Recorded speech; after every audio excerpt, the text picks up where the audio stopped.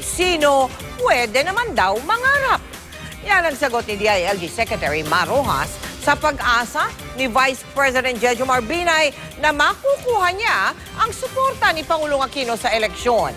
Kahit naman sinabi na ng Pangulo na hindi siya interesadong kumandidatong muli, pag-aaralan pa rin daw ni Rojas ang pinalulutang na tambalang Mar Noy. Tinutukan niya ni JP Soriano.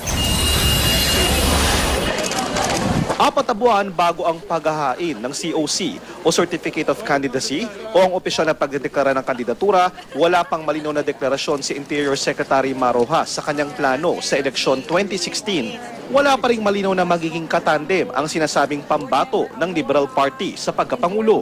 Kaya kanina sa Butuan, tinanong si Rojas kung may tsansa bang magkatotoo ang pinalutang kamakailan na Mar-Noy tandem o Mar Rojas para sa pagkapangulo at Noynoy Aquino bilang vice-presidente.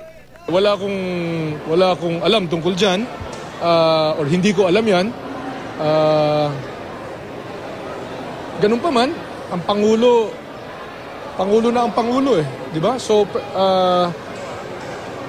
parang mahiya naman ako na sabihin sa kanya, sir, di ba?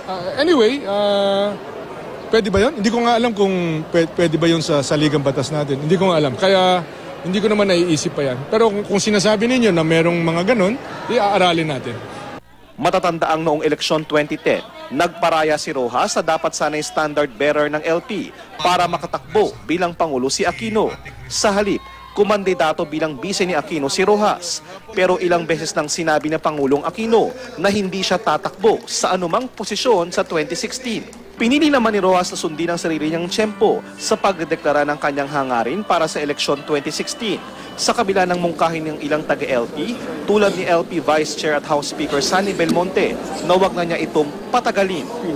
Darating at darating din tayo dyan. Ang mahalaga ngayon, tulad ng nakikita ninyo, ay nakakapaghatid tayo ng makabuluhan na serbisyo sa mga kababayan natin. Of course, mahalaga sa akin ang pananaw ni Speaker Sonny Belmonte, Manong Sonny. So, kabahagi din ito ng ating mga konsiderasyon.